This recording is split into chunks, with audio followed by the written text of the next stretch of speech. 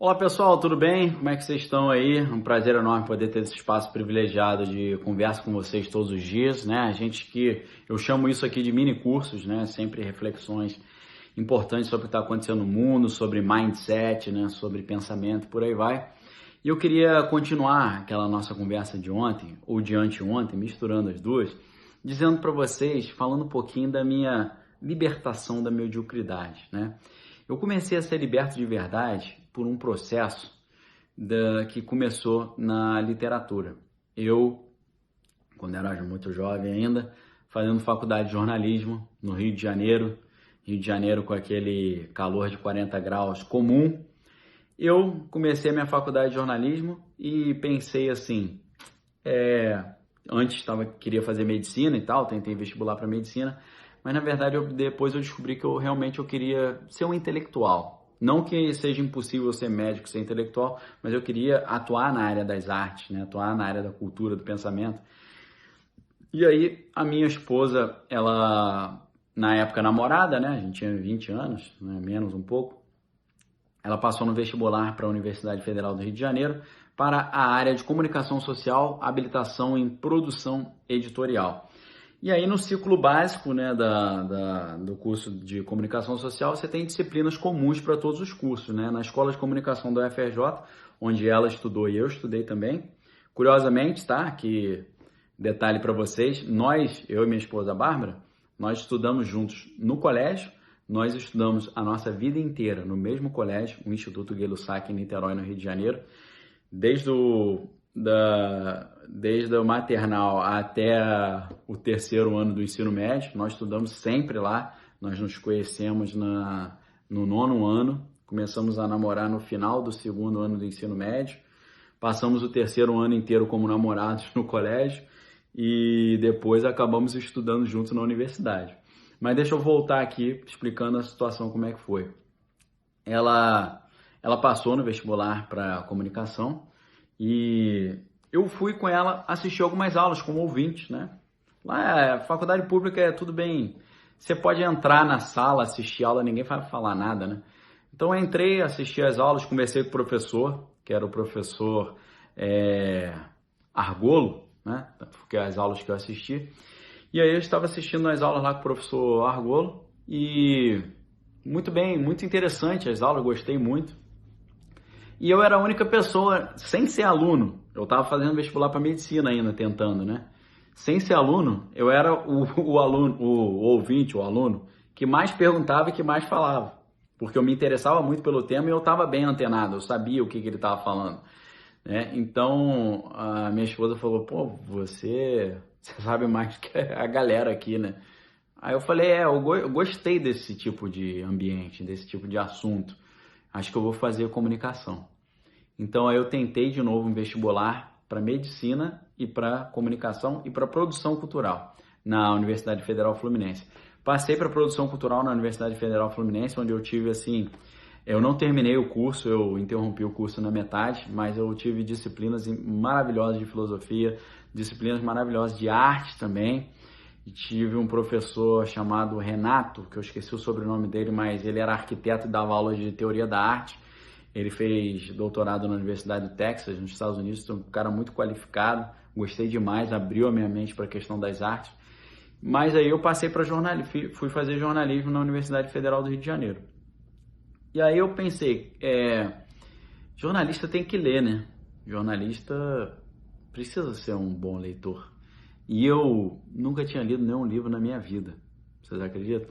Eu lia coisas aleatórias, né? Nunca tinha sentado e ler um livro com 18 anos de idade, que eu acho extremamente tarde, né? Quando eu fui dar aula de filosofia em escola, eu tinha alunos de sexto ano e eu dava na escola onde eu dava aula, que é o Fórum Cultural em Niterói, onde eu dava aula de filosofia, eu dava aula a partir do sexto ano. Foi uma experiência muito legal. Eles tinham essa proposta de dar aula de filosofia para criança ainda, que eu acho que é a melhor época para você dar aula de filosofia para as crianças.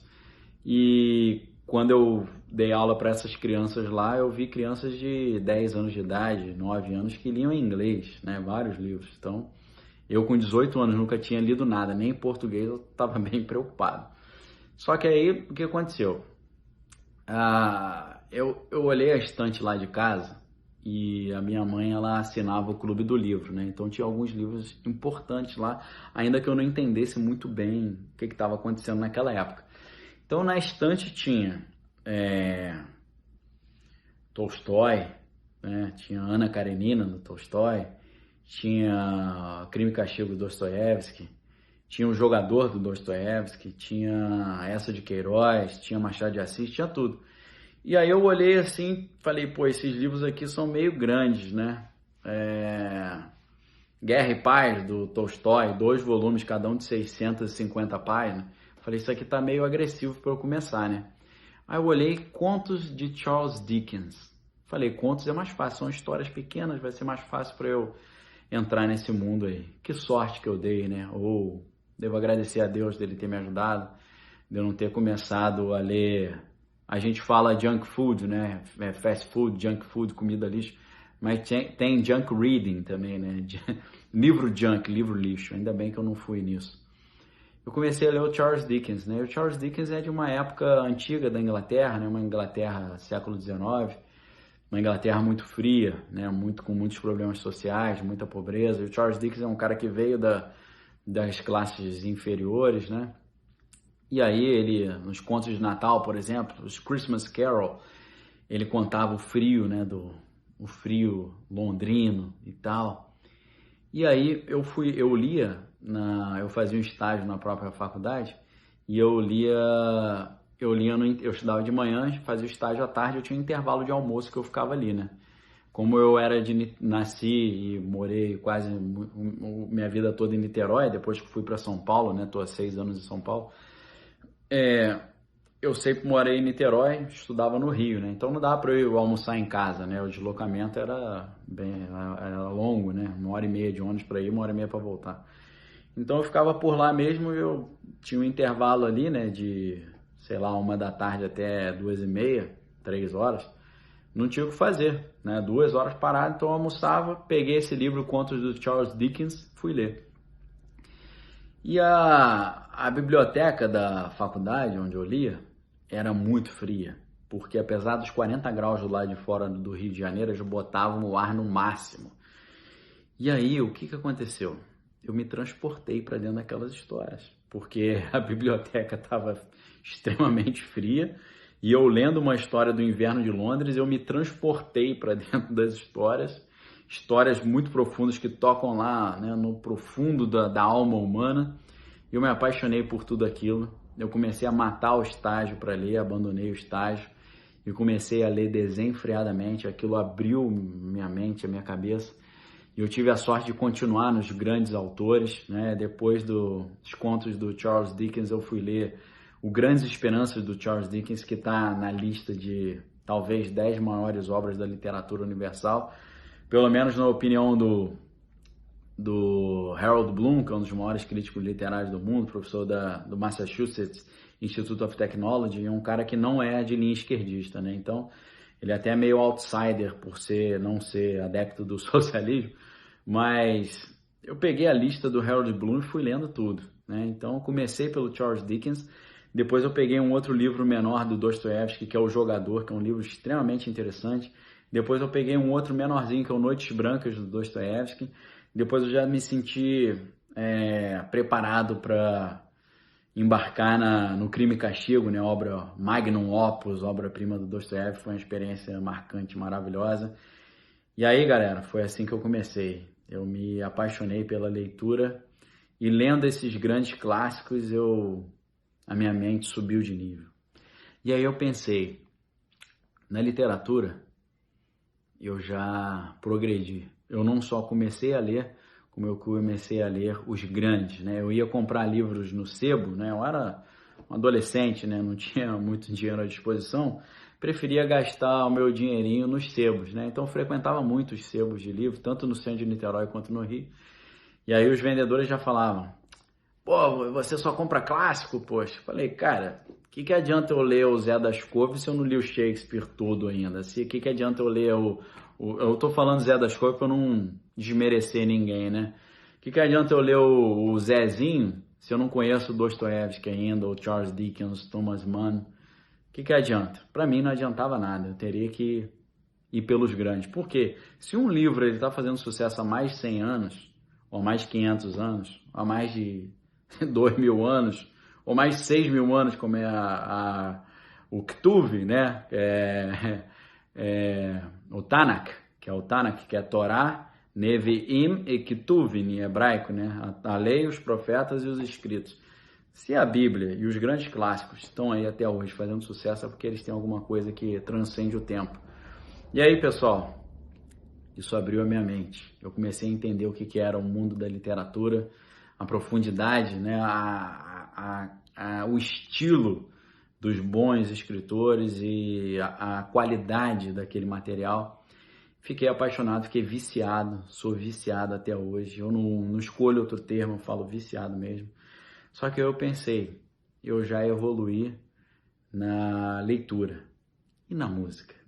Na música eu estava escutando Guns N' Roses ainda, Bush, Creed, estava escutando Raimundos, coisas que a grande massa escutava.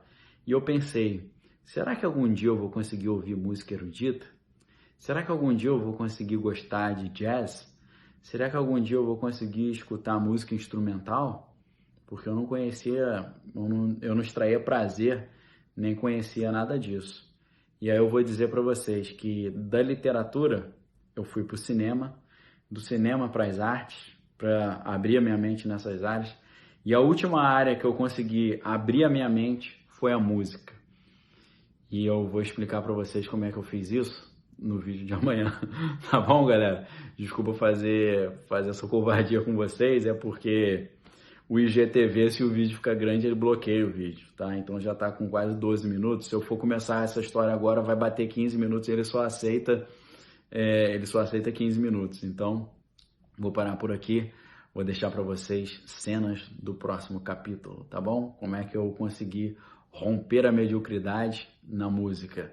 Um abraço, fiquem com Deus, me sigam lá no YouTube. No YouTube eu tenho vídeos semelhantes a esse com mini cursos, como eu costumo dizer, que para você acessar basta você se tornar membro. Lá no meu canal do YouTube tem um botãozinho azul chamado Seja Membro. Se você clicar ali você tem acesso a mini curso que eu dou todos os dias, sábado, domingos e feriados, tá bom? Pessoal, me sigam lá no YouTube também. Me sigam no Twitter eu estou colocando muita coisa legal também lá. E digo para vocês, me ajuda a compartilhar o meu perfil aqui, compartilha esses vídeos com teus amigos. Marca teu amigo aqui que gosta de arte, de literatura, de cultura, gosta de pensamento, de pensar, de filosofia, de ciência política também. Marca essa galera aí que gosta de oxigenar o cérebro e pensar além da mediocridade do mundo ao nosso redor. Tá bom? Um abraço, galera. Valeu!